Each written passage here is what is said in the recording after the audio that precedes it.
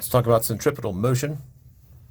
And as an introduction, let's sort of remind you Newton's second law that the force, total force acting on an object of mass m will accelerate with an acceleration of a. Force and acceleration are both vectors, and that will become key in a moment. Acceleration, as a reminder, is the change in velocity over change in time, or for those who have had some calculus, again, not required, that this technically is the average acceleration, and instantaneous acceleration is dv dt. If the total force is 0, then acceleration is 0, because if that's 0 on the left side, the right side has to be equal to 0. And since we are assuming that the object does have mass, that's not 0. And if acceleration is 0, then the change in velocity is 0 by definition. In other words, the velocity is constant. Not saying the velocity is 0, just saying the velocity is constant. And so we have these three vector quantities here: force, acceleration, and change in velocity. And if one of them is 0, all of them are 0. And this is what we've defined as equilibrium. And then on the flip of that, if one of them is not 0, it automatically means the other two are not 0. If we think about velocity, and again, I know this is velocity, not speed, because it has a vector symbol over it. Velocity is how fast an object's going. In other words, it's speed in a particular direction. So if the change in velocity is not 0, in other words, the velocity is not constant, that means either the speed changes or the direction changes. Flashback to presumably an earlier video, or if not, in class, where we talk about the three accelerators that a driver has access to. We can change speed two different ways, by brake or by gas pedal. And then we can change direction by the steering wheel. So brake, gas pedal, and steering wheel are all accelerators from a physics point of view. What we're going to deal with in centripetal motion is the fact that the direction is changing.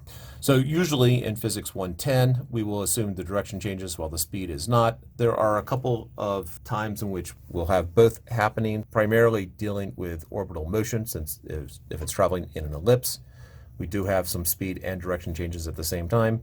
But if for circular orbits, it's only the direction changing.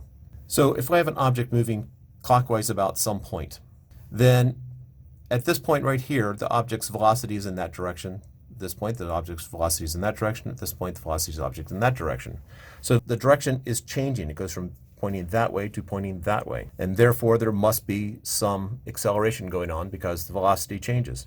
And therefore, there must be some force causing this to happen. And since there is a change in velocity, since there is an acceleration, since there is a net force acting on it, that force right there is what is keeping this traveling in an arc. So if we think about it, if this object's traveling in a path like this and suddenly, let's say it's a car going around a curve and suddenly hits an icy patch, that car is going to go straight if it's really as frictionless as I'd like the ice to be in this example. And so there must be something that is pulling it in. Either way, if suddenly you hit an ice patch, you are not going to be suddenly spiraling in towards the circle. You're going to be going outwards. If there's a little bit of friction, you'll be going off at an angle like that, but if without friction, you'd be going off at a tangent. Therefore, there must be something pulling it back in. So a paraphrase from Godfather 3, and I'm not going to do my Al Pacino on this one, but every time an object tries to move out, something keeps pulling it back in. That's the essence of centripetal. So if you imagine that you have a circle, and you can potentially try this at home, I would recommend making the circle bigger. And then you take a ping pong ball. So you get the ping pong ball moving in like this, so it starts out in a straight line, and then you take a straw and you blow through the straw, and you want to try to get it so that this ping pong ball travels in a circle. What you'll notice is that whenever you're blowing on the ping pong ball or table tennis ball, that you have to constantly blow towards the center of the circle. So this force that's being applied here, the force that keeps something traveling in a circle right there, this is known as the centripetal force. The centripetal force is the force that points towards the middle of the circular path. Now, this is not a new force. We have F-town or F-tong. We're not introducing a new force to that. It is just going to be some combination of the forces we all know. In the case of a car going around a flat curve, that centripetal force would be the friction. If it's a banked curve, then potentially you have some friction involved there, but you also have a component of the normal force that is horizontal.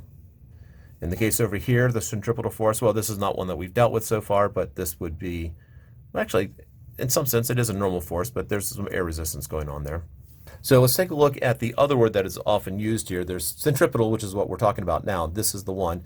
Some will pronounce it centripetal, just so that it doesn't get confused with that one. I have had conversations with people and said centripetal and have them think I said centrifugal. So centripetal, centrifugal. Centripetal means center seeking. Centrifugal means center fleeing. If we go to the Latin roots, we have patere, which means to aim at or to seek. And then the fugal comes from fugit or fugit, meaning to flee. We have other words related to this. This derives from this Latin word right here. So when you're fugitive, you're fleeing something. And then PET, competition, where you seek towards winning or getting a prize or something of that nature. Competition also has the same basic root. Let's talk about exactly what this is. If I have a mass on a string and I'm swinging this around in a circle, and let's have it going counterclockwise from our point of view here. If we do a force diagram of the mass, the rope, and then my hand, I have a force pulling out on my hand that is the reaction to the force on the string pulling in, and then there's a force pulling out on the string and in on the mass. The forces that are acting towards the center are centripetal forces. The other ones are centrifugal forces. So the ones pointing in are centripetal forces, and the other two that are pointing outwards are centrifugal forces. However, generally, if we're doing an analysis of the rock, we only care about this one right here, which is a centripetal force. And this is from the point of view of me at the center.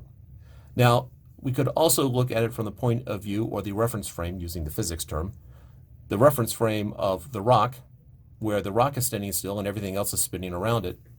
Now, from the point of view there, it feels like you are being pushed outwards. And so from that point of view, centrifugal force can show up.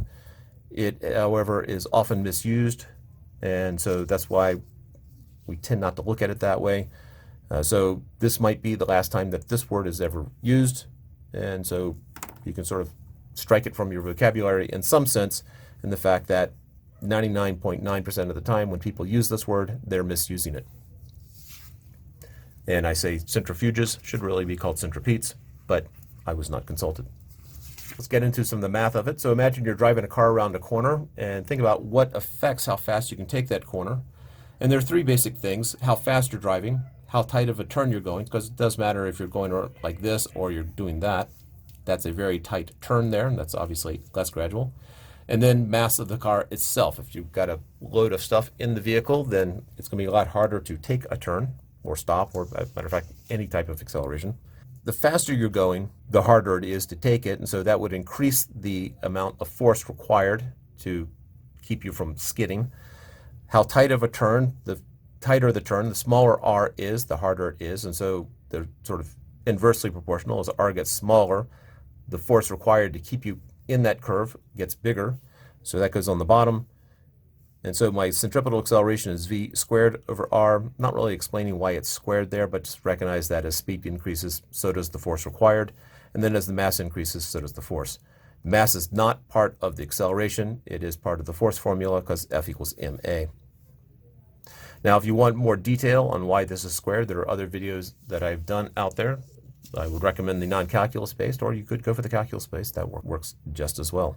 Let's look at a simple example here. So I have a table, and I have an object that is going to be spinning on the table. This is from an overhead point of view. This object is spinning around in a circle. This object is attached to a string, which is attached to a mass down here, which I've labeled as M1, and this mass is in equilibrium. Give the specs of mass 2 being 1.5 kilograms, and it takes 2 seconds to go all the way around.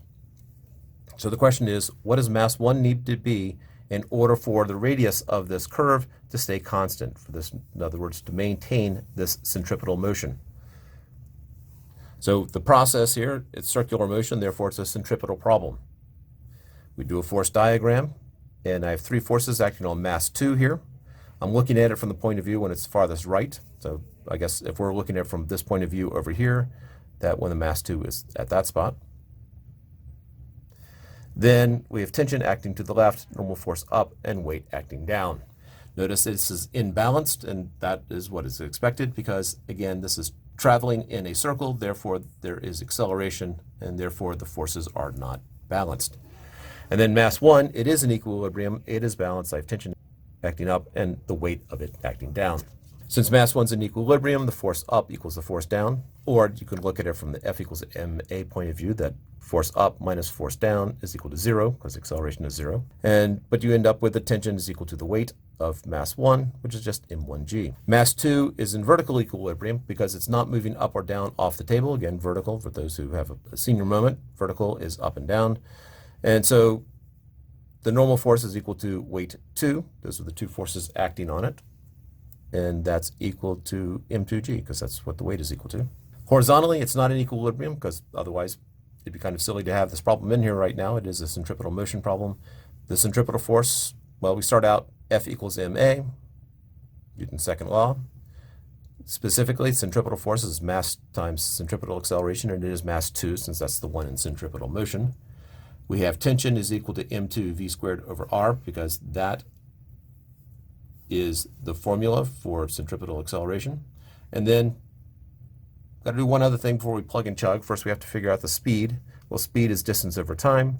Now, if I have something traveling in a circle, the distance traveled is just the circumference, which is that formula right there, divided by the period, which is how long it takes to go around once, which I said in the problem is 2 seconds. So it's 2 pi times 0.4 meters, which is the radius, over 2 seconds, and you get 1.2566 meters per second, which is also 0.4 times pi. So with that speed, we plug into here. So I have m2 v squared over r is equal to m1g. This is the value of the centripetal force, because centripetal force is mass times acceleration, which is 5.92 newtons. And let's assume we're on some generic spot on Earth. So I have mass 1 times 9.8 is equal to 5.92. We need m1 by itself, so we isolate it. So we get rid of this right here by dividing, and it cancels out on the left side. And on the right side, we get 5.92 over 9.8, which is 0.604, which is in kilograms. Newtons over meters per second squared is a kilogram. And lastly, let's take a look at a slightly different way of the same problem. I'm going to potentially introduce angular speed at this point. And just as speed is distance over time, angular speed is change in angle over change in time. And so if we go once around a circle, the distance traveled is the circumference, 2 pi r, and the angle is 2 pi radians. If this seems completely bizarre to you, if you've never dealt with radians before, then you might want to watch the video on radians. And now, I did not write radians here the first time, and I can write radians. Radians is sort of a unitless unit, and radians you can put in or take out. If you're talking about an angle, and you say the angle is 2 pi, if you put radians down, then it becomes clear that you didn't mistakenly forget to put degrees. But if you left this off, you just said the angle is 2 pi, if you don't put units down, it's assumed to be radians. So v is equal to distance over time, which is r times that angle. So imagine if this is 2 pi r, this is r times 2 pi, over however much time. And this relationship is a little bit more generic than potentially I've let on at this point. S equals r theta is a common way of writing it. This is the arc length is equal to radius times the angle in radians. But anyway, we end up with r as delta theta over delta t, and that's just omega. So we have this relationship that v is equal to r omega. V squared is equal to r squared omega squared. And so centripetal acceleration, which is v squared over r, is also r squared omega squared over r. So again, making that substitution in for v squared. And then that r cancels out with one of those, and I'm left with r omega squared, or omega squared r is generally the way I write it. So now if we went back to our formula here, this is the centripetal force is equal to mass times centripetal acceleration. Omega is the angle over time, so it goes through 2 pi radians in 2 seconds, which is just pi radians per second, or 3.141 rounding off. Plugging that in for omega, r is still 0.4 meters, and we end up with a centripetal force of 5.92 newtons, which is what we had before. So this is another way of looking at the exact same thing. There are times in which it's convenient to use centripetal acceleration equal to omega squared r, and there are times when it's convenient to use v squared over r. And there it is.